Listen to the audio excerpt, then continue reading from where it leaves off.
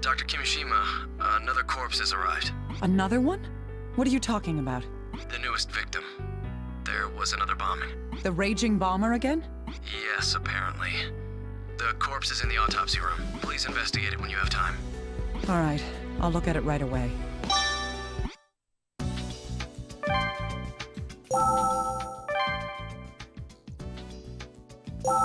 The fourth one. How many more will there be by the time this is all over?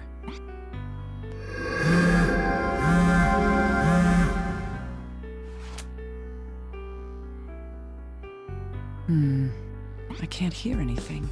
So he died before he was able to say anything about his death.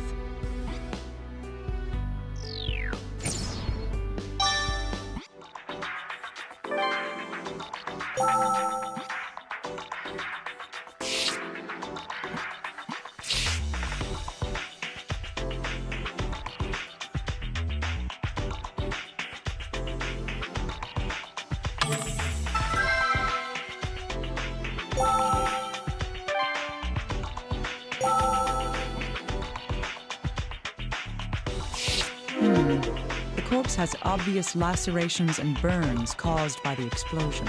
These wounds look very similar to the ones found on Aiden's corpse. This requires further investigation.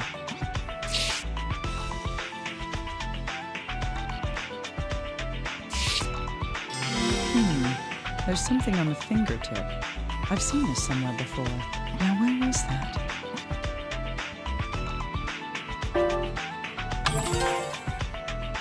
Yes, I noticed this in Posner as well.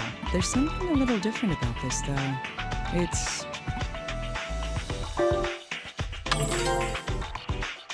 Yes, Aiden had it on a different part of his hand. The substance on Aiden's hand was...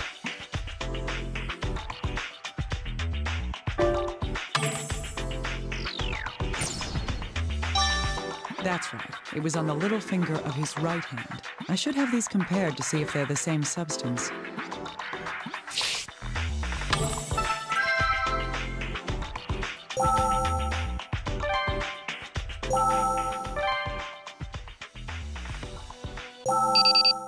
Oh, Dr. Kimishima, we've found some information about the victim. I'm listening. Let's see. The victim is Stephen Eldred. He's 20 years old and is a student at a local college. And a Caucasian male, as in the bomber's warning. Yes, but we still don't know if this is the revolutionaries doing or not. Well, finding out shouldn't make us any happier. It's another life lost. Right. This might sound a little morbid, but we got lucky with this explosion. It didn't cause any fires or structural damage, so the crime scene is more or less intact. This gives us a better opportunity to find out who did it, no matter who it was. Huh, that's true. The more information we can get, the better. Investigating the crime scene and the corpse may help us progress in the investigation. Right. I've sent all the information we have right now to your computer. I'll have HQ get us a recording of the original bomb threat, too. Please do. I'm going to continue investigating.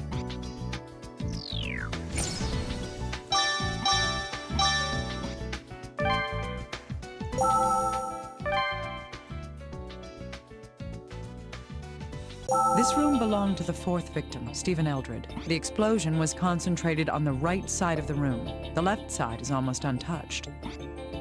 Huh? What's that sound? Oh, so that's what it was. Hello? Excuse me, but isn't this Mr. Eldred's residence? That's correct. And you are? Michael Lang. I'm from Loan and Taxes. If you are aware of our business model, then you must know why I'm calling. Huh. You're a loan shark. Does that mean Stephen Eldred has a debt? I will not divulge any of my customers' personal information. Please let Mr. Eldred know that we're trying to contact him. Well then. Michael Lang from Loan and Taxes. Was that really a call from a loan shark?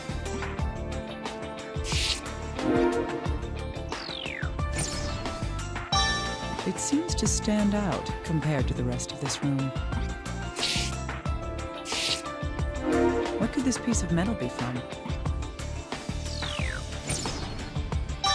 It's embedded rather deep.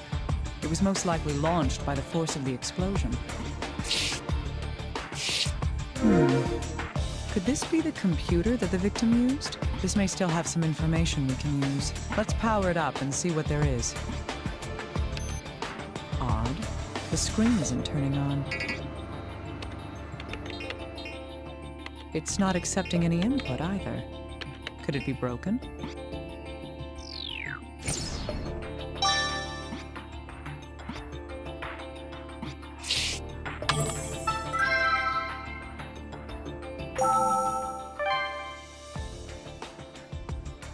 Hey, little guy. I need some help from you.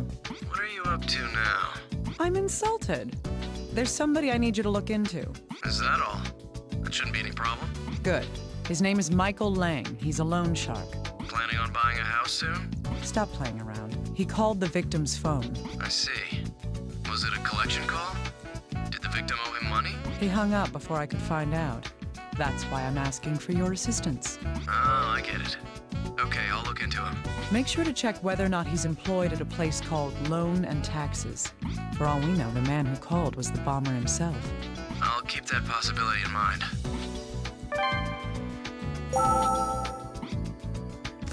Hey, little guy, can you tell me anything about this?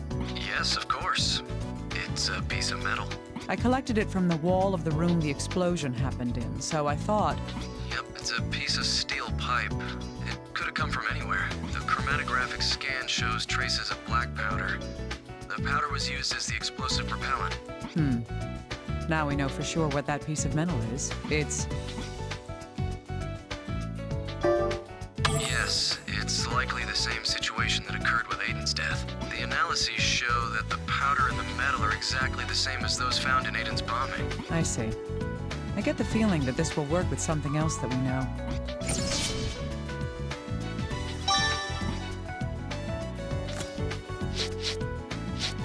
These pieces of metal were found at both Aiden's and Stephen's deaths. Material analysis showed that both pieces were chemically identical. That means...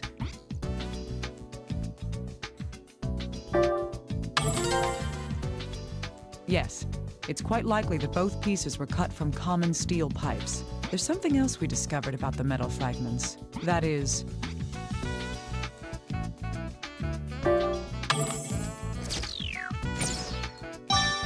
Indeed, black powder was used as the propellant for both explosions. The same components, the same metal casing.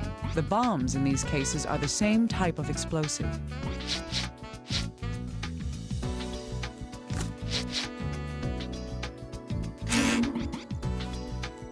Oh, Dr. Kimishima, do you need something analyzed? What's this? This was found on the fourth victim's corpse. Can you see if this is the same substance that was found on Aiden's hand? Sure, it'll just take a moment. This is carbon dust, too. There's no mistaking it. I thought as much. But why would they both have carbon dust on them? Huh. Yes, these two can be put together. They both have carbon dust on their fingertips. But there's something quite different between the two of them. That is...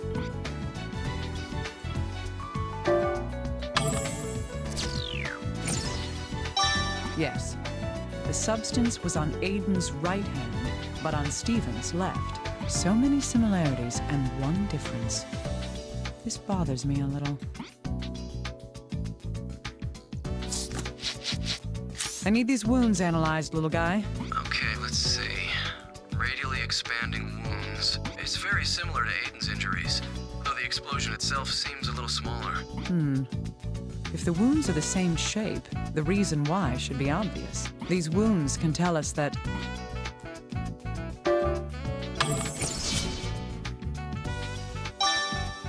Yes, this victim was killed by a close-range explosion as well. At first glance, it looks like the same method was used. I should compare the two to learn more. Yes, these two can be put together. Aiden Posner and Stephen Eldred. The conditions of both explosions were the same, and both explosions were about the same strength. There's a good chance that these two deaths were caused by the same person after all. Little guy, are you a music aficionado at all? Huh? Why? Well, I know bits and pieces. Maybe you might not know either. I need you to analyze this guitar. Oh, this thing's pretty nasty. Holy... What's with you? Dr. Kimishima, where did you find this? Wait, more importantly, how did this happen to her? Her? It was in the victim's room. Stephen's, that is. Then, the neck was broken in the explosion? Probably, yes. So what? Son of a bitch. The raging bomber's gonna pay... Hey, calm down. What's wrong? I can't calm down. This guitar, it belonged to musical legend Ben Frank. Look, it's the 1955 Dagmite model. Ugh, I can't believe it. I don't understand. Is that instrument valuable? It's beyond valuable. Finding this is a miracle. Normally, I'd have it sent to the museum immediately for safekeeping, but... Oh, damn it! Oh, what? Doesn't this get to you, Doctor? No, not really. I mean, it's a broken guitar. Oh, you don't understand. Listen to me. If this was ever on the market, it would go for $70,000 to $80,000. I wouldn't be surprised if bids went over 100 grand. That's impressive. Ah! Now it's personal, Dr. Kimishima. We have to put this bastard, I mean this killer behind bars. Yes. Well, I agree. In any event, a guitar worth more than $100,000. That's not the kind of thing an ordinary student would be able to afford. Perhaps I should have him look at it once he's calmed down a bit.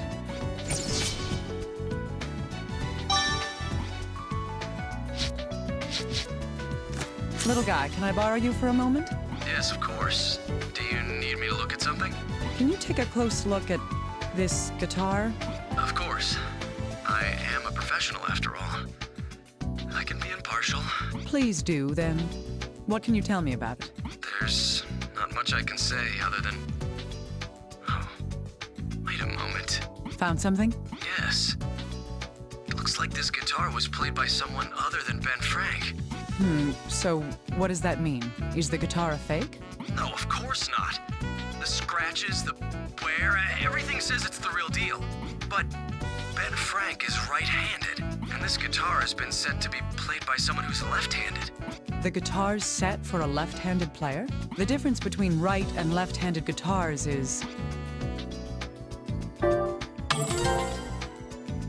Yes, the string order is reversed, depending on the dominant hand. I'm surprised you knew that, Dr. Kimishima. When the thinner strings are on the right, it's for right-handed players. It's the opposite for left-handers. The fourth victim owned this guitar.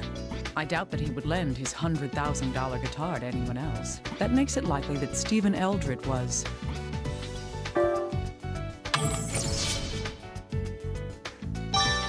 left-handed, right. That information could prove useful.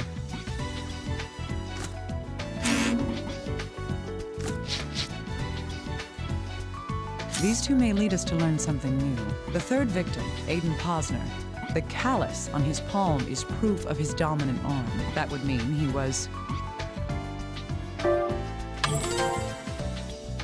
Correct, he was right-handed.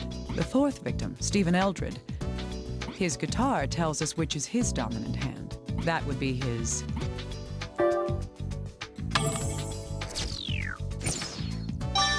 Yes. The guitar had been strung for a left-handed player. The famous musician the guitar belonged to was right-handed. If anyone were to change the strings, it would be the current owner. Thus, we can reason that Stephen Eldred was himself left-handed. I wonder if this difference will be any help in this investigation.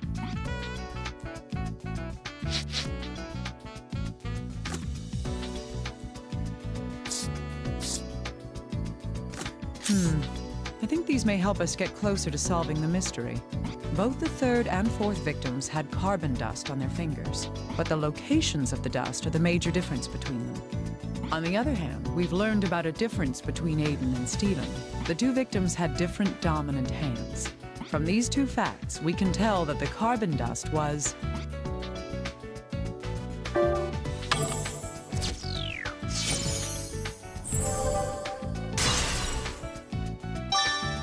Indeed, it was on each victim's dominant hand. I think we've gotten a little closer to figuring out the meaning behind the carbon dust.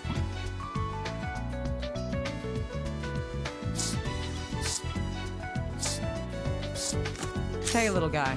Can you look at something for me? The computer won't boot up? It was in an explosion. It's probably broken.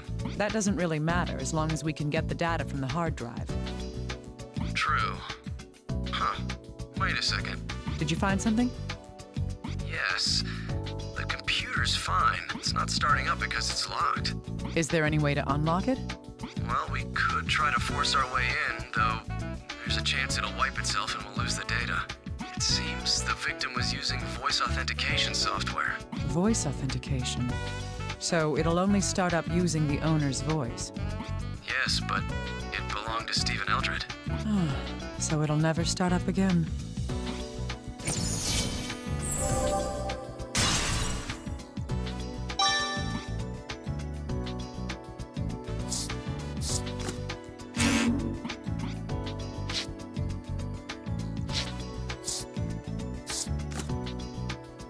There is something we can deduce using this information. The raging bomber is believed to have been responsible for 4 bombings.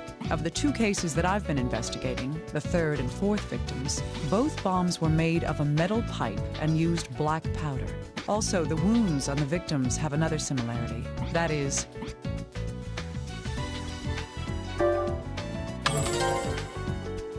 yes, the wounds on the bodies help us determine the strength of the explosions. It turns out that both corpses had almost the exact same wounds. Materials, propellants, power. They all point to the idea that the 2 bombs were virtually identical. Another similarity in the 2 cases is the victims' distance from the bomb. Both Aiden and Stephen had been... Yes, both of them were very close to the bombs when they went off. Same bomb, same delivery method. This all draws us to a logical conclusion that...